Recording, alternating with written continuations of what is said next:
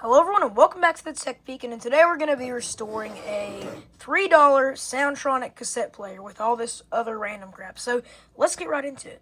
So we're going to be mainly focusing on the outside of this thing. As you can see, everything works great and it's in pretty good condition, but it's very, very nasty and does not look good. So I think we're going to start with these grooves we have up here because those could definitely do some work.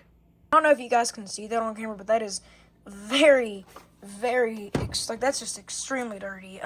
Also in these little cracks right here, there's something in there. The sticker actually does peel off, and it's peeled off on my hands. I'm not even gonna touch it for now, but got all your stuff. So you have some pretty decent condition on the outside.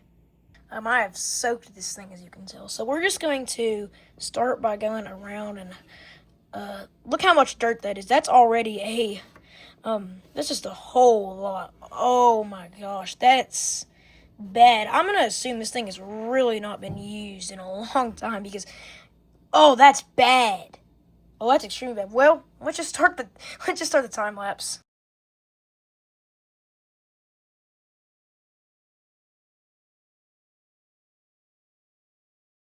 So that's how much dirt I collected. And that was just from that. So we're going to get a little bit more of this isopropyl alcohol. I am using 70% because that's all I had. So I kind of do want to get in these little grooves here. And also kind of down and through here, maybe around these. In fact, I feel like these buttons could have a little bit of work. And one of my plans to do with this thing, maybe, I have some other stuff too, is to use this as a sort of thing for my intro that I plan on making soon, but probably not going to be for a while. So yeah, these grooves here are already looking a lot. Oh my gosh, oh crap, that's bad. I have moved the camera a little bit because that wasn't good. So yeah, these grooves are looking pretty decent, a lot better than they were. I'm going to get a little bit more of alcohol here, and let's just assume that this thing is going to look pretty decent. I don't have any cassettes, though. I have lost my entire cassette collection. I don't even know where it's went. By the way, these grooves in here have kind of gotten the part of the Q-tip stuck in it, so that's not very good. So I guess we can just get right over here. There is this little metal bar over here on the side, and that's about all the tiny parts. So let's just get to the rest of the thing.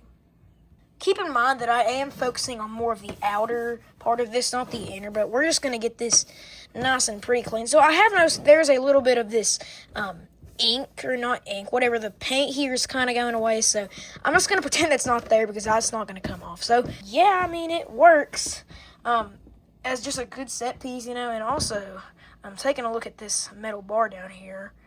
That thing is actually pretty dirty. So I'm just going to kind of run this under here. Yeah, it's pretty nice. I will say, this is a good thing right here. I'm liking this.